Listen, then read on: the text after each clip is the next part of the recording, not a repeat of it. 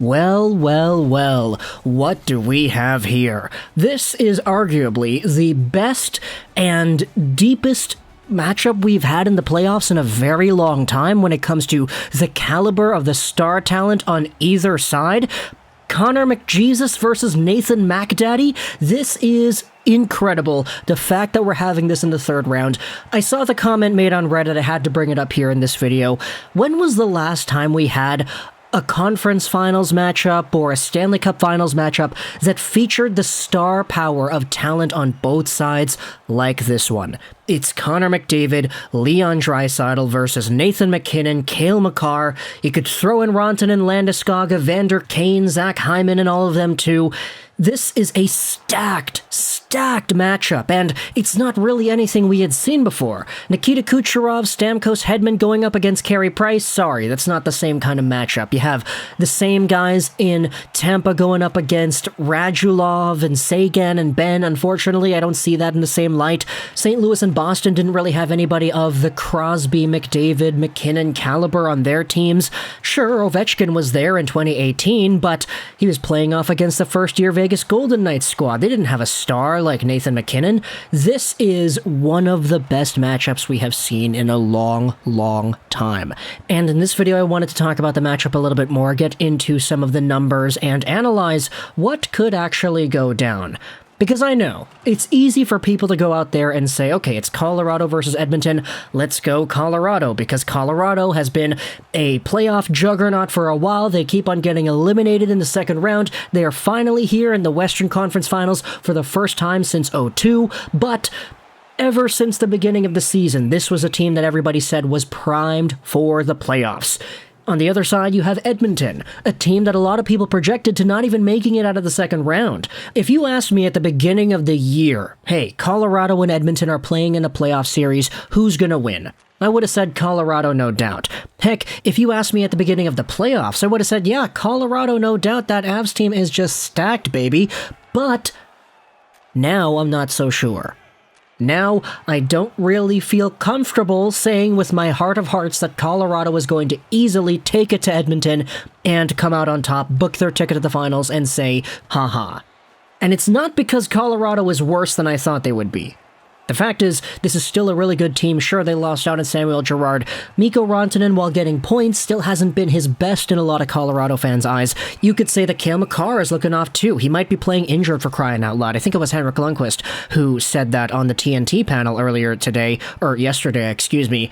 But the Edmonton Oilers have just taken another full gear ever since extinguishing the flames that it's a lot more difficult for me to say that they're absolutely going to get smoked in a series against Colorado. This team just took an extra step up, and not even in the most fluid way possible. You hear, oh, they took a step up. That means they shut down the opposition, they stopped letting the other teams score, and they just won a whole bunch of games 2, 3, 4-0. That's not what happened here with Edmonton. In fact, the way Edmonton is playing, you could barely even say sustainable at all, because Mike Smith is going out there with 880 save percentage games. You have defenders that are sometimes making bad reads. You have Mike Smith, of course, flopping all over the place.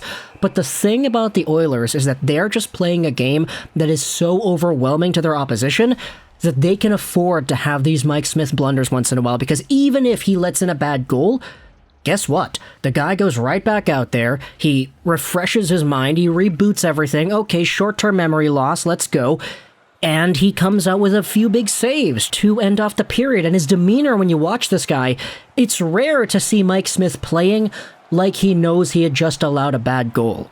Sure, he had the 3 against him in the Calgary Game 1 and the 2 against him in the Calgary Game 2, but still, he bounced back. He came back and he locked it down. The Calgary Flames blew a few leads, not just because the Calgary Flames did not play their best, that's definitely a factor into why they lost 4-1 against Edmonton, but also because Edmonton kept bouncing back, and they said screw it. Even if we're down 2-0, even if we're down 5-1, we're still going to press, and we're still going to score because we're the Edmonton freaking Oilers. We've got Connor McDavid. When a whole bunch of teams go out there and they focus all their sights on Connor, it opens the door for Leon Draisaitl, Zach Hyman, and Evander Kane, plus the Nuge to go out there and start contributing offensively on the score sheet as well. It helped them out against a Jacob Markstrom that was really streaky in this year's playoffs. I mean, the first streak of Dallas games, he was really good, and then against Edmonton, he just completely crapped the bed. And the thing is, the Oilers are playing off against Darcy Kuemper in this round. Kuemper is a guy that I honestly don't really feel as strongly as I have been in the past with him.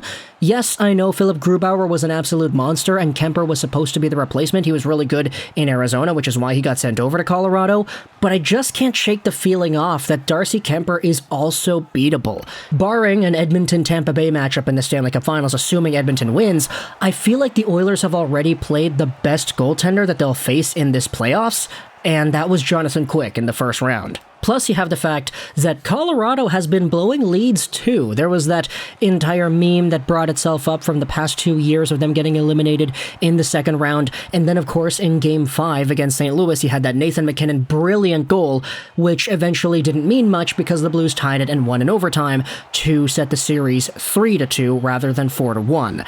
The Oilers are just coming off a series where they played a team that was choking leads left, right, and center, and now they're playing a Colorado squad that also is not invincible when it comes to choking leads. I do think the Oilers have a lot better of a chance than I initially thought they would have at the beginning of the playoffs, heck, at the beginning of the year, and it's going to be fantastic seeing that Nathan MacKinnon, Connor McDavid matchup unfold in front of our eyes. I just hope that Cale Makar goes out there and plays his best. He's been looking a little banged up recently. We know there is star power on both of these teams, and just like Calgary, I'm going to go out there and say that I do like Colorado's depth a little bit more than the Oilers, at this point at least. I do really like Darren Helm and what he has been able to accomplish so far. Obviously, the Game 6 goal was the big highlight of his playoffs this season. You also have yourselves Obey Cabell, you have a lot of other players like Cogliano. A lot of these guys, sure, sometimes they might take dumb penalties, but they win you shifts.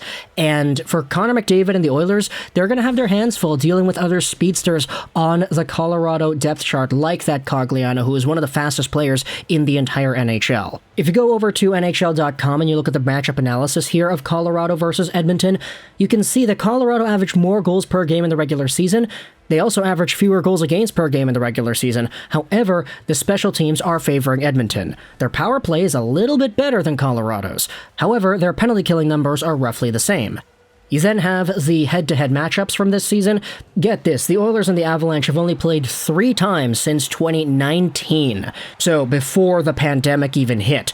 Those dates were March 22nd, 2022, Colorado wins 3-2, April 10th, 2022, Colorado wins 2-1, and then April 23rd, 2022, Edmonton wins 6-3. So you had some close matchups in there, a blowout game for the Oilers. We'll see what actually happens in this year's Western Conference Finals between these two teams. As I said, it's probably the biggest superstar caliber matchup we have had since those Colorado-Detroit series back in the day, where you had, of course, the Sakic's and the Yzermans and the Forsbergs and the Lidstroms and all that. Think about Makar, McDavid, Draisaitl, Rantanen, Landeskog, Kane, Hyman, and everybody in between, too. This is a star-studded matchup, and us as hockey fans, hey, we're pretty lucky to be able to see something like this in our lifetimes.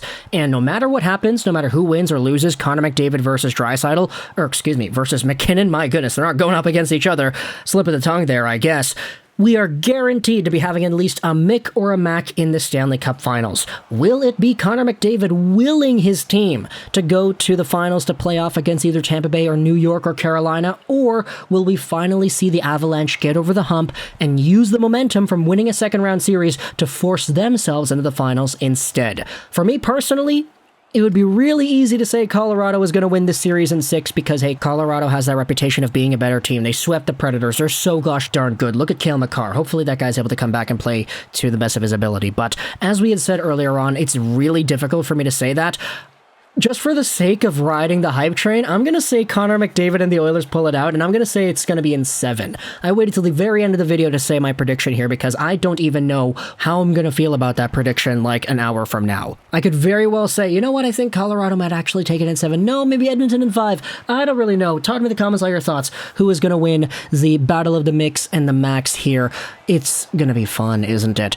Unfortunately, though, I won't actually be able to watch Game 1 live as it happens because there's some drop-in floor hockey going on at one of the high schools for the adult league that I participate in, so yeah, it's going to be tough for me to try to balance everything. This is also why we said we can't really do too many streams anymore because my real life has just gotten in the way. But that's neither here nor there. We're going to talk about it either way as the series goes on. Let me know your thoughts in the comment section below about the Oilers and the Avalanche. I hope you enjoyed this video. And bye.